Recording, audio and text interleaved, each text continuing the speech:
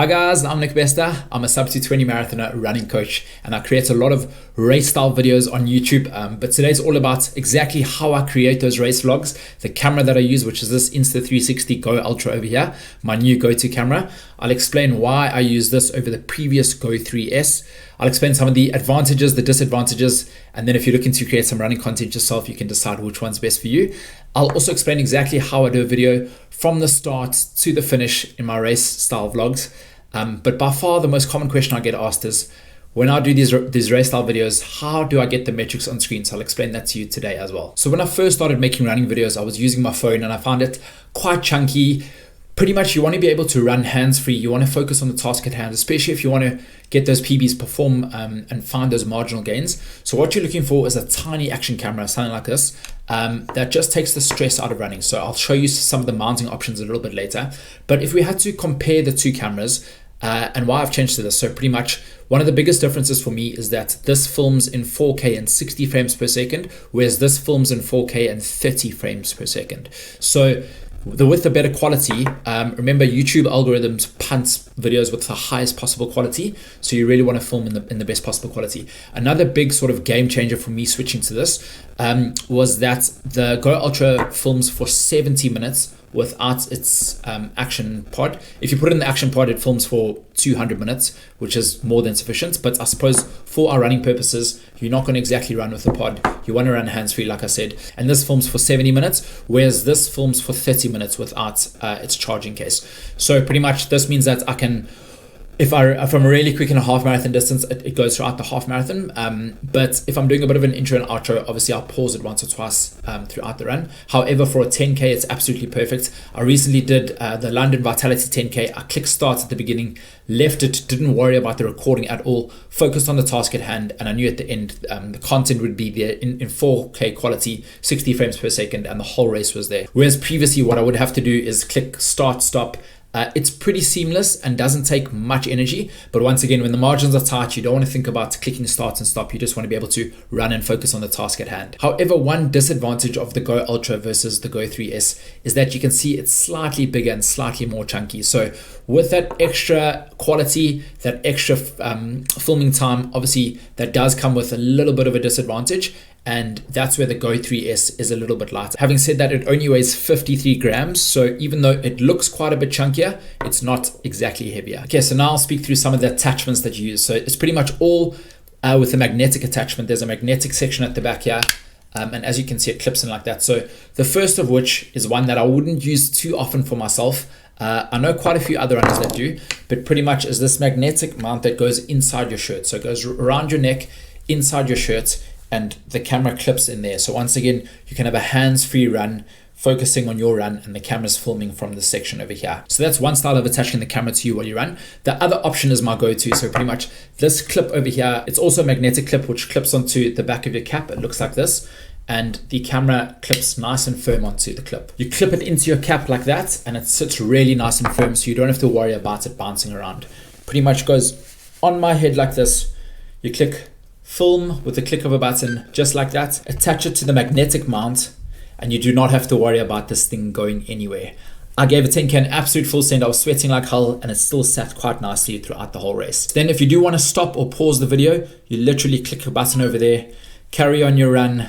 There we go. You can hear with that prompt it stopped, and then carry on the recording just like that. You'll hear the beep and you know it's recording. Once again, this is the sound for when it stops. So this is the attachment I use for my Go 3S. As you can see, it's slightly smaller, attaches to the back of the cap just like that. In goes the magnetic clip, nice and tight on the head. There is quite a few other options, like you can get this head strap attachment mounting option from Insta360, and the camera just goes on like this. So once again, similar to my cap option. You can also use it for normal filming if we put it back in its case over here.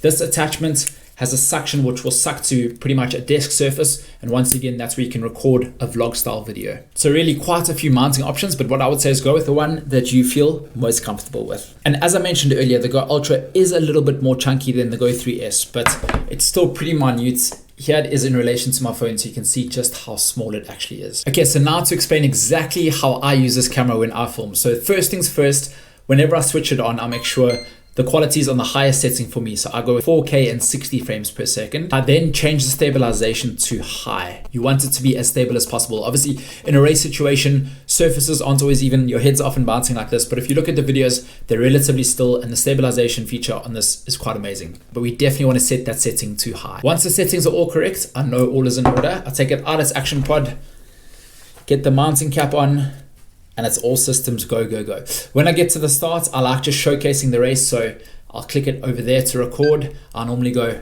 what's up? Let's go hard today. Show a bit of the crowd, get a little bit of those race vibes in. And then once I pin this to the top, I know it's business time. You got to make sure it's sitting nice and straight. Practice makes perfect with that once again. And then as soon as I start my watch metrics, I know that when I sync this, the watch metrics will be on screen, which I'll show you in a bit. So pretty much what I do is just focus on the race.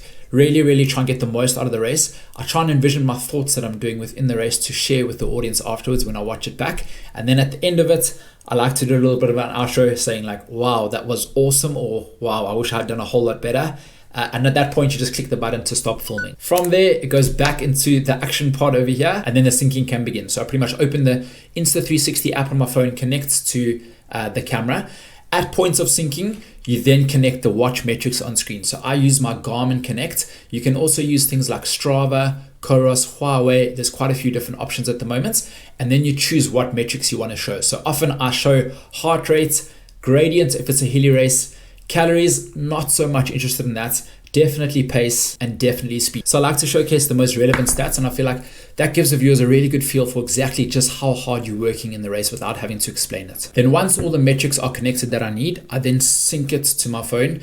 And once again, it's very important to make sure you sync it on the highest possible quality. So often I've made the mistake where I've filmed in 4K in the past, but then I've synced it in lower quality, 1080. So it's important to ensure you're syncing it at the highest possible quality. Like I said, YouTube and Instagram, TikTok, all of those, often the algorithm promotes the higher quality videos. And then from there, pretty much, I put it into my video editing app, and that's where I do the voiceover of the race, exactly how it was beginning, during, afterwards, and the thoughts that went through my mind. So that is pretty much a behind the scenes on how I make my YouTube videos with this GO Ultra. But just to mention some of the other benefits that come along with this camera that I haven't touched base on yet in this video. Like I said earlier, it's very lightweight and portable, weighing only just 53 grams without the pod. The magnetic design allows you to mount it anywhere for that really good B-roll footage when you're on a run and have no one else to film for you. It can film for an epic 200 minutes with its pod. Without the pod, it films for 70 minutes, which is more than sufficient for me. A full charge takes just 12 minutes. Then that differential factor, that game changer in the YouTube videos, is that stats dashboard where you can sync the metrics and stats on screen that you want via your watch, Strava,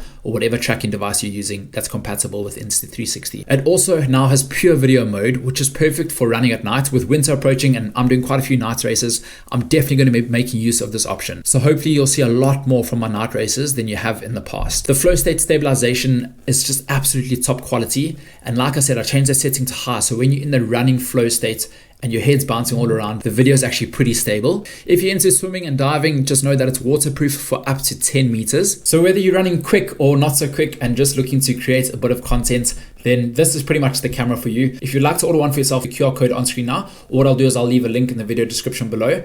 Go out, get that content, and I can't wait to see it. Boom shakalaka, let's go. Oh my days, what a feeling, guys.